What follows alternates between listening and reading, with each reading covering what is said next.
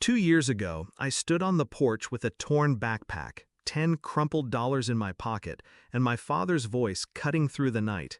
Get out. You're not my problem anymore. The door slammed. The porch light went out. I slept behind a gas station that night. It's strange. I still remember when he used to carry me on his shoulders after soccer games, when Mom made my favorite soup and we'd eat together like we were something close to a family. But somewhere between my 16th birthday and my 18th, the warmth turned into ice. Dad's words sharpened. Mom's eyes stopped meeting mine. They called it tough love. I called it abandonment. The night before they kicked me out, I'd confronted Dad about money he'd promised for my college fund.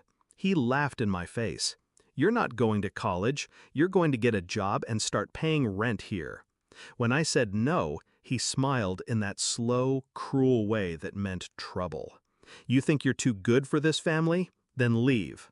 I thought Mom would stop him. She didn't even look up from her phone. I spent the next year learning how to survive. I worked 2 jobs, morning shifts at a cafe, night shifts loading trucks. I slept in a basement room I rented for cash, with a ceiling so low I couldn't stand straight. But every hour I worked, I saved. Not just money, information. I checked public property records in my free time. I read about mortgages, liens, eviction laws. I learned how money moves when no one's paying attention. Because even then, I knew this story wasn't over. The first crack came from a mutual acquaintance, my old neighbor, Mrs. Lane. She called me one rainy Thursday. "Your folks' house is on the market," she said. "Rumor is they're drowning in debt." I didn't say much, just thanked her. But that night, I stayed up until 3 a.m. digging. It was true. They'd refinanced twice, maxed out credit lines. The house was slipping through their fingers. And that's when I saw it, a foreclosure notice, set for public auction in 3 months. I didn't gloat, I didn't send a warning, I just started preparing. I met with a real estate agent under a fake LLC I'd registered online for $75. We attended the auction. One bidder, me.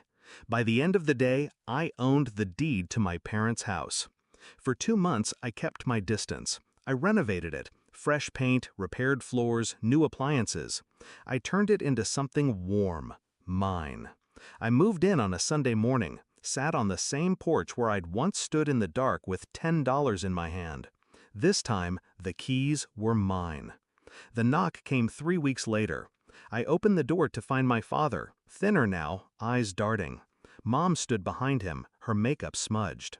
He tried to smile. "We heard you're living here now. Thought maybe we could work something out." I leaned against the doorframe. Work something out? Mom stepped forward, her voice softer than I remembered. "It's just, we don't have anywhere to stay right now. We could help around the house, pay you back eventually." I let the silence stretch until Dad shifted uncomfortably. "Do you remember," I said slowly, "how much money you gave me when you kicked me out?" He blanked. "That's not $10. I kept my voice even. "And a warning to never come back." Mom's jaw tightened. "That was a long time ago. We're still your family." I smiled, not kindly. "No. Your people I used to live with." I didn't slam the door. I just closed it, slow enough for them to see the life they'd thrown away standing on the other side of the glass. Through the window, I watched them walk back to their car. Dad's shoulders hunched. Mom kept her head down. No shouting, no begging, just the quiet understanding that the only home they had left was no longer theirs. That night, I sat at the kitchen table, the one they'd left behind when the bank took the house. The same spot where Dad once told me I'd never make it on my own. The irony tasted better than any revenge I'd imagined. People think revenge is fire and rage. It isn't. It's patience. It's building something so solid they can't touch it, then watching as they realize they burned every bridge to reach it. 2 years ago, they left me with $10. Now, I own the roof over their heads, and they'll never live under it again.